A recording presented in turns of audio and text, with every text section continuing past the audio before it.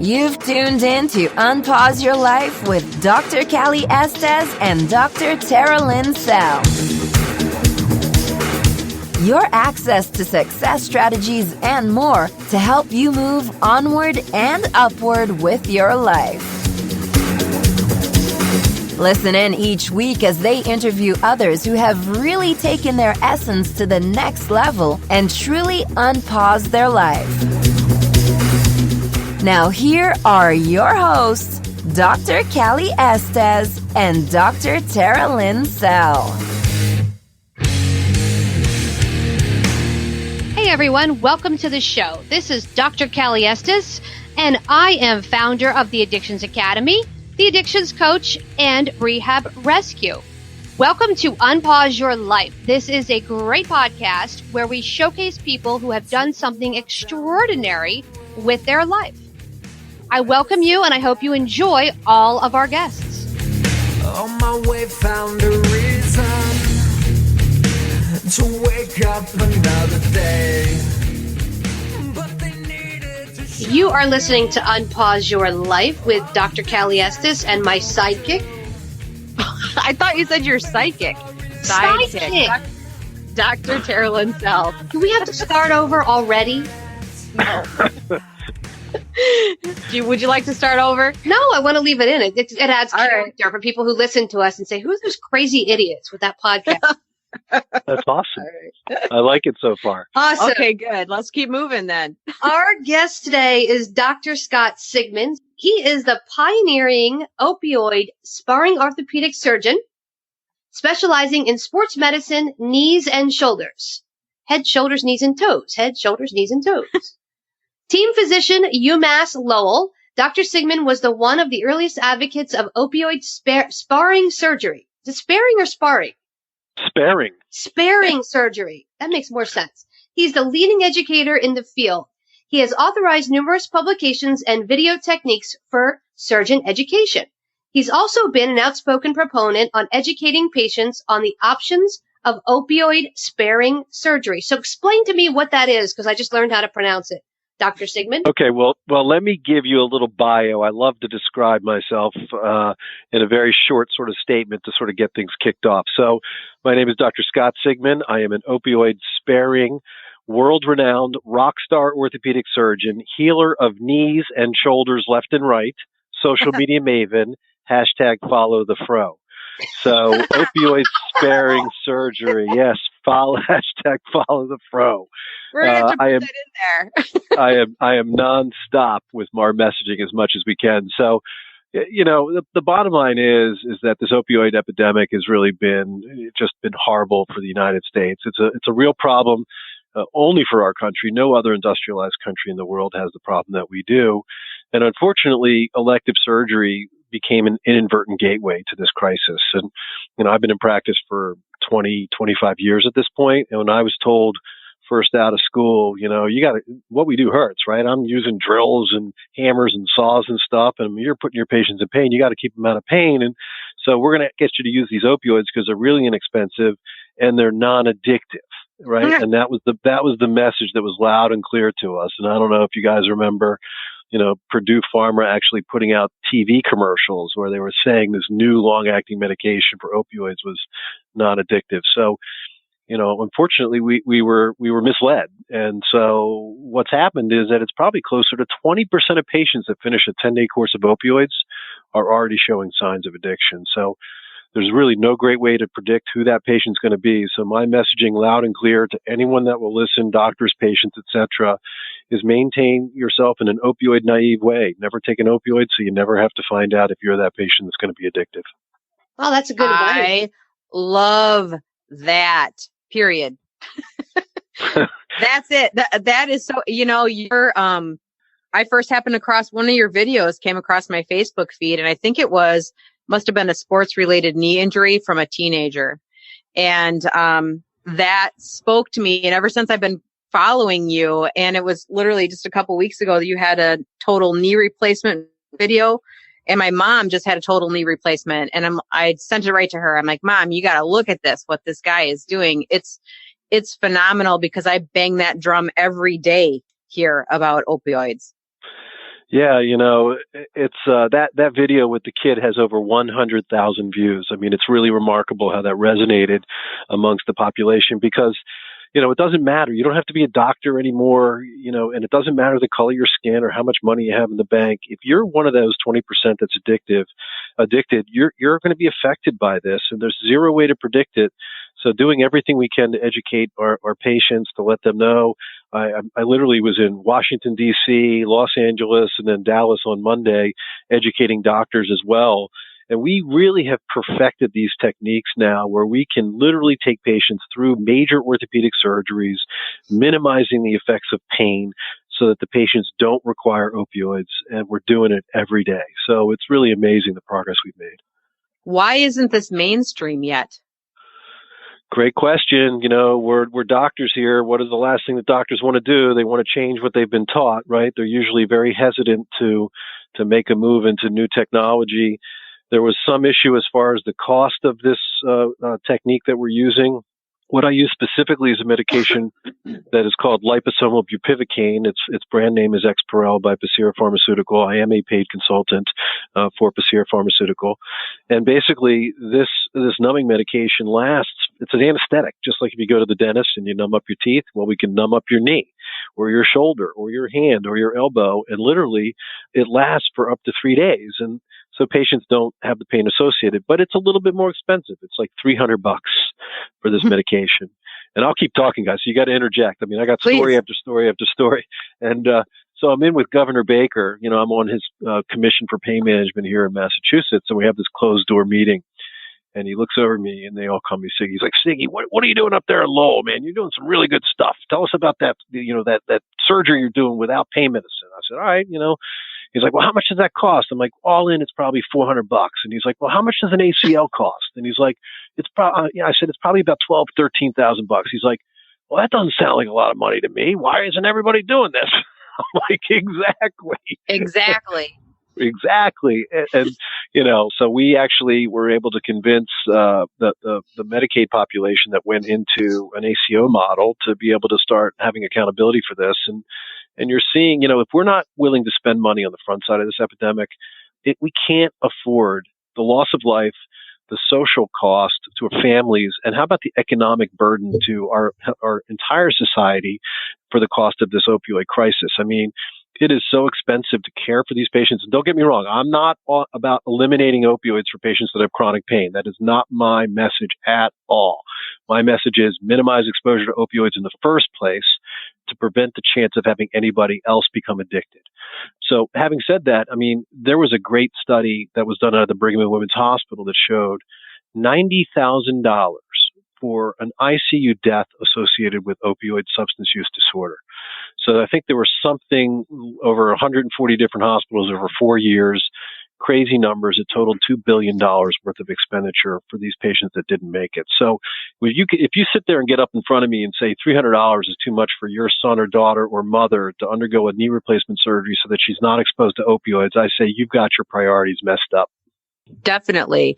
And I think you made a good statement about Medicaid just a second ago, because I know there's tons of people lining up for Medicaid paid for Suboxone and methadone clinics. Yes. And you would think that they would want to be on the front end of this instead of on the back end of it, continuing the addiction process. Can't agree with you more. We have to spend some money on the front side of this epidemic. I mean, I have some good news. CMS, which, as you know, is in charge of Medicare as well as Medicaid, as of January 1st, has reversed its course and stated it now at this point going forwards that opioid alternative medications, such as the one that I'm talking about, will be paid for independently outside of the surgical bundle, which means now if you are in a surgery center and if you use Exparel for $330 or whatever the cost is, you will be compensated by Medicare for the cost of that individual medication. It's no longer considered a part of the overall bundle of the surgery. That's profound, such a profound importance for our Medicare, Medicaid population. But as you all know, the commercial payers typically will roll with that as well and make the appropriate changes. So I was involved in lobbying Congress as well as CMS, writing, multiple letters as well as other doctors from around the country. And we're really very pleased to say that we've seen that turnaround. That's pretty awesome. And yeah, they do tend to lead the way And that's exactly what we need. And I think of things like prevention in the first place, because the thing that struck me with that video with that kid is, I have kids too, and sports injuries. And then I always talk about wisdom teeth. That is typically one of the earliest exposures, unless your child has had a surgery, to opioids. And my kid just had a wisdom tooth extraction last year. And my husband is in 26 years of alcohol recovery. So I try to be really cautious with anything that I do with my kids. And I looked at the nurse there and I said, okay, so you're going to prescribe, non-narcotic, non-addictive pain thing afterwards, right? And she looked at me like I had a third eyeball. And she goes, well, that's just what we do. And I said, well, that's not what you're going to do in this case. And so I think there's this resistance in the medical field, and also this parents, like, they don't want to see their kids in pain, so they're going to do whatever the doctors say to prevent the pain. So I have questions about, so you went through a surgery, didn't go through you. What else can someone do to prevent pain post-surgery outside of opioids? Yeah, so you're exactly right. Wisdom teeth is one of the earliest exposures, and many of the oral surgeons were providing 40 and 60 pills. And as you know, Yeah. I mean, wisdom teeth hurt for 2 to 3 days. And, I always talk about it as a storm of pain, right? So any surgery that you have, it hurts like hell for 2 to 3 days. But at the end of 2 to 3 days, it doesn't hurt like it did as the first moment in which the surgery happened. So if you can provide a soft landing for patients during that 2 to 3 days, they won't require the narcotics at that window of time when it wears off. So actually, Exparel is indicated for the use of injection to a surgical site, skin and bone. So it's absolutely indicated for wisdom teeth extraction. The good news is that Aetna, if you have a sign in for a new insurance company, you may want to look into Aetna, because Aetna is the first commercial payer that will allow for the use of Exparel and pay for it in every single one of their members, period. So that was a profound announcement by Aetna about 2.5 months ago by the CEO and CMO.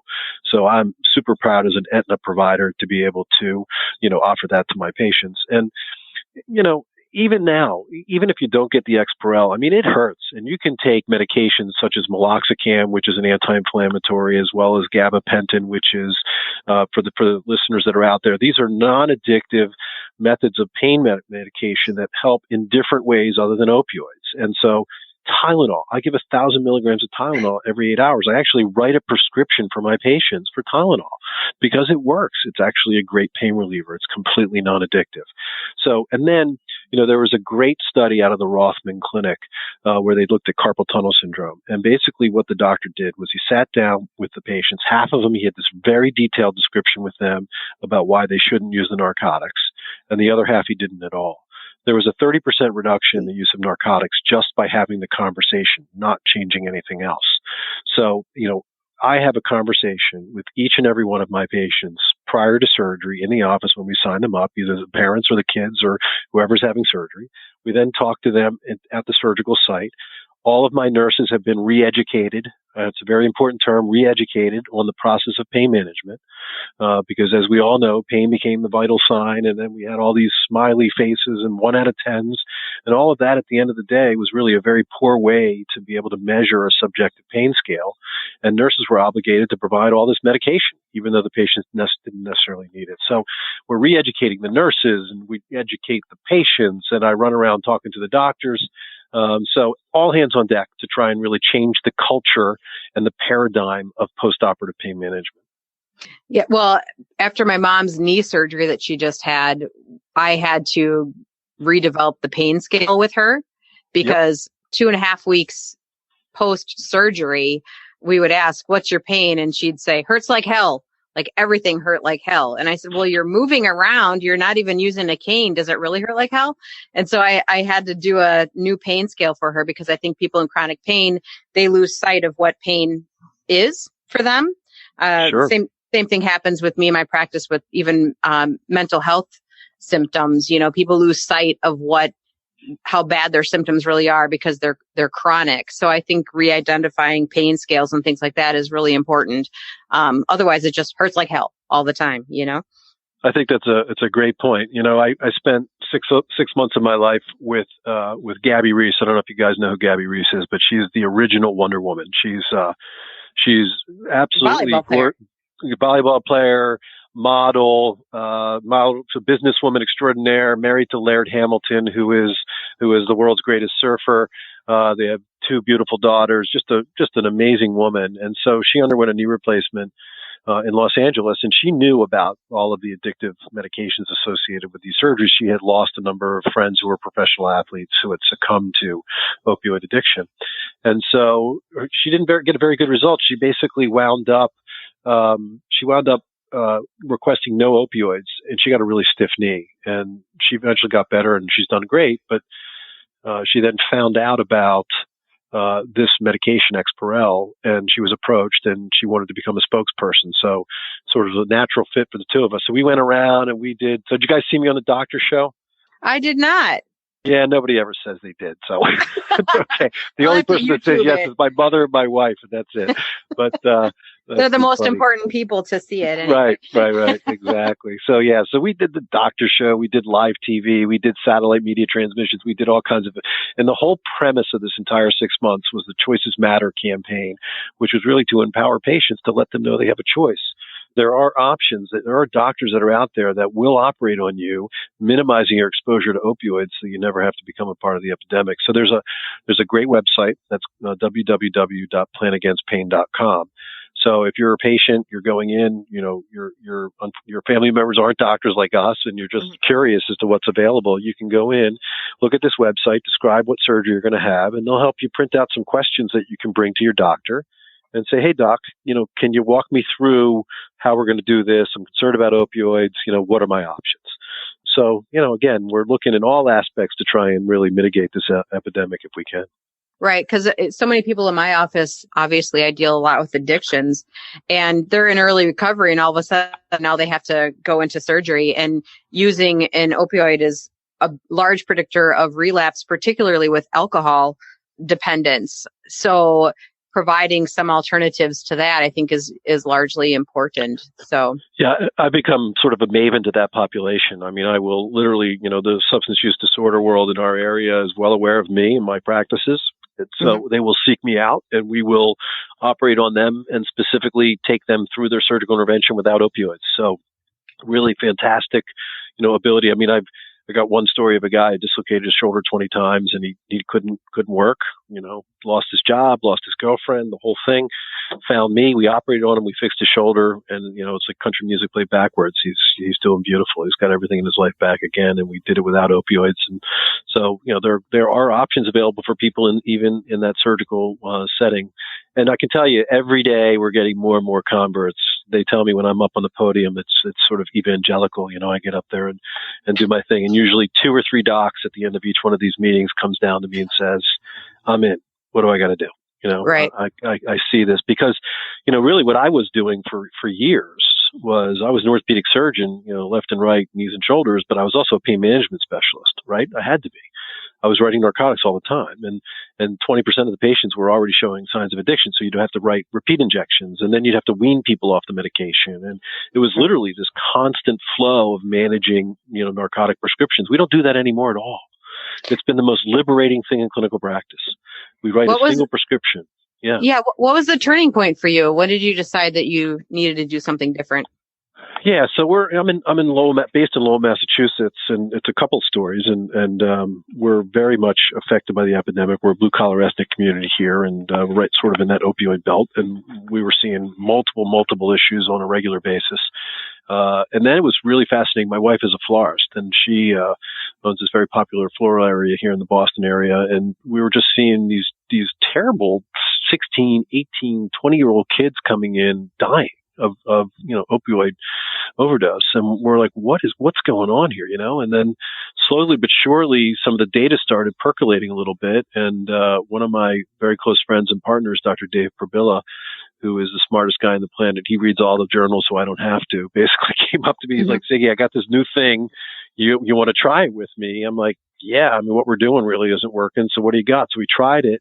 which is this medication, and our patients were up and walking on day one after a knee replacement, and the nurses were coming up and saying, "Oh yeah, there's a Sigman patient, there's a Probilla patient," and then it was like, the lights went on, and then from there, mostly what I do is outpatient surgery, and I was one of the first proponents of trying to use this medication in the outpatient world, and now we've got protocols for every major orthopedic surgery that's available. You can look it up online. You can go to exparel.com.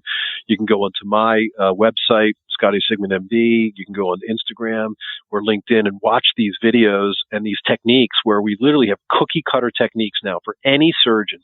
Tomorrow, if you want to be an opioid-free ACL surgeon, you can watch this video and you can start it tomorrow. So we've really tried to make it as easy as possible for doctors to make the transition. All right. Well, thank you so much. And we always ask this one final question, and it's not necessarily related to your profession, even though it's pretty badass what you're doing. What is the most badass thing you've ever done in your life? The most badass thing I ever did in my life. Yeah. Oh my God. Give me a moment here. You're throwing me Right? me for a loop here. What was the most badass thing I ever did in my life? Oh my God. You're killing me. Hold on. I usually have always got a line. Made a hashtag called Follow the Fro. Yeah, no, I won't even go there. I don't even got one for you. I'm empty. I'm sorry. I won't be invited back now. I apologize. Well, I'm going to keep it to myself. I do think that what you're doing is very important, and it's very important pre, post, and for children and adults. And so I do really appreciate the mission that you're on with this. I think that's pretty badass. Yeah, I really appreciate the time and the opportunity to be able to talk to this and speak to this. It really is my great passion. And really thank you for recognizing and inviting me. I really am greatly appreciative. All right. So you're listening to Unpause Your Life with Dr. Callie Estes and Dr. Tara Linsell.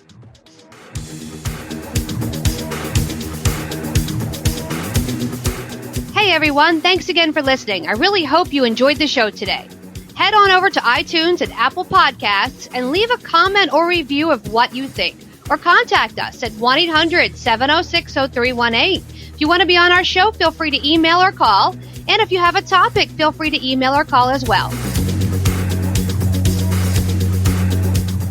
Thanks for listening to Unpause Your Life. For show notes and more, head on over to unpauseyourlife.com.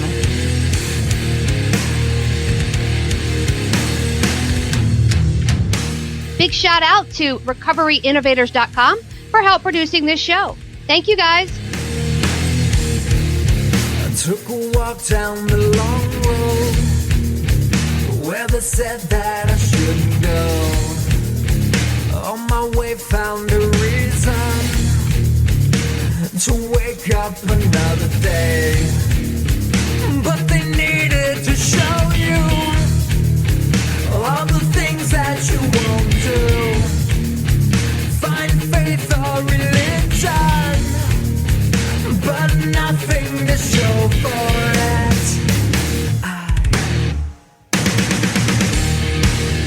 No need to escape in love with my pain.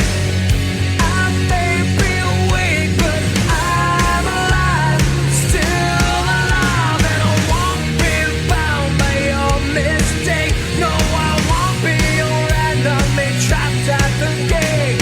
Bring me to life, put me to death. Just give me something that's just not so hard to believe. To believe. To believe.